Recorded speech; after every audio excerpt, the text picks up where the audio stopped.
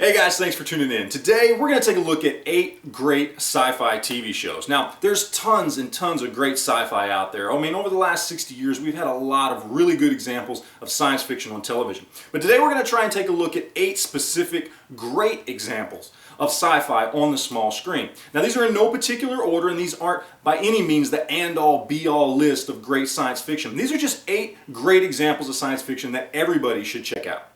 Alright, now, first up on the list, we're going to get the obvious choice out of the way. We're going to talk about Star Trek. And I'm going to cheat just a little bit, and we're going to mash all the different TV shows together and kind of count them as one. So, the original series, Next Generation, Deep Space Nine, Voyager, and even Enterprise. We're going to throw them all together. I mean, Star Trek is probably the most recognizable sci-fi television show in the world. In fact, it's arguably the most recognizable television show in the world. I mean, it's affected everything in our daily modern lives, from technology to pop culture, space travel, just about everything you can imagine. I mean, without Star Trek, there are a lot of things that we enjoy today that we might not have. I mean, it really has been that big of an impact on our culture in many, many ways. Let alone the fact that it's just great sci-fi television, all the way back from the 60s and the original series, all the way up to today with the movies we see. I mean, Star Trek's just a great example of sci-fi TV.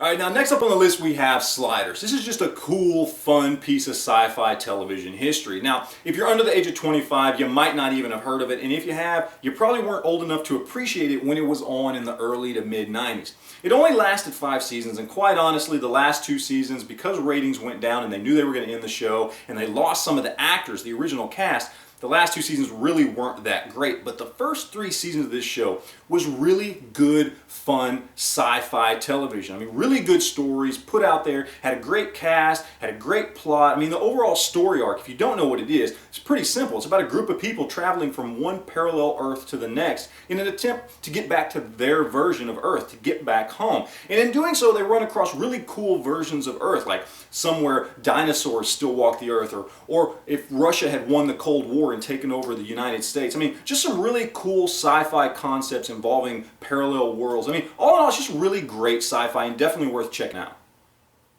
Alright, now next up we have Farscape. If you've seen it, you know how cool but yet weird and strange it really is. I mean, this is a very weird show. It took a while to catch on, I think, with a lot of people. And we basically got a very original concept of a human astronaut getting pulled through a wormhole to the other side of the known galaxy, where he runs into all these aliens. He finds himself aboard basically a ship full of escaped alien prisoners, most of which are played by Jim Henson Muppets. And then, of course, the ship itself is alive, and at one point in the series gives birth to another ship. I mean, it's a very strange concept, but when you give it a chance and you watch it, it's so well done. The content is so episodic, not just in a season, but in the entire show. I mean, from the first episode in the first season to the last episode in the last season, it feels like one solid chunk of sci-fi television entertainment.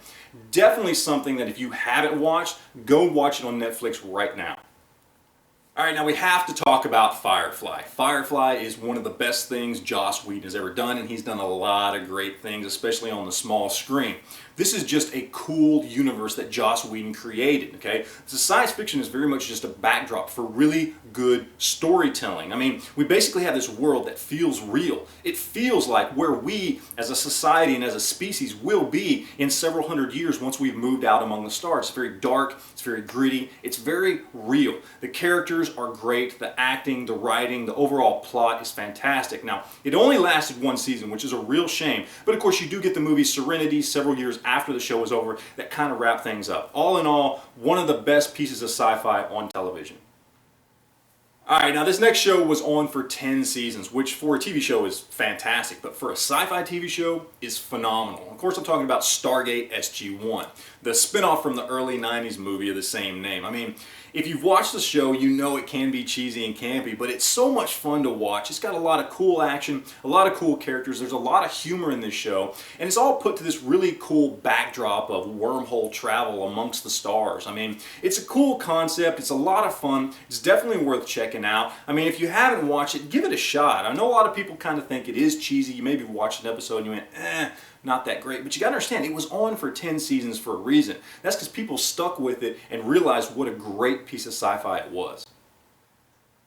Now, this next show isn't just a piece of sci-fi television history, it's a piece of television history. And of course I'm talking about the 1950s original Twilight Zone.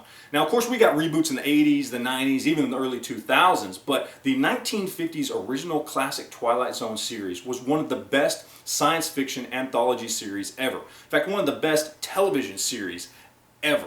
I mean, a lot of the concepts in science fiction that we know today came from episodes of the Twilight Zone back in the 50s. I mean, some of the biggest writers, the biggest names, the biggest authors in science fiction wrote episodes for Twilight Zone back then. I mean, it really gave us some awesome concepts. I mean, Rod Serling was a genius and a mastermind when he came up with this anthology series, and we owe a lot in sci-fi to him and to the show in general. If you haven't watched it, if you think it's just a piece of old black and white television, please do yourself a favor and go check it out.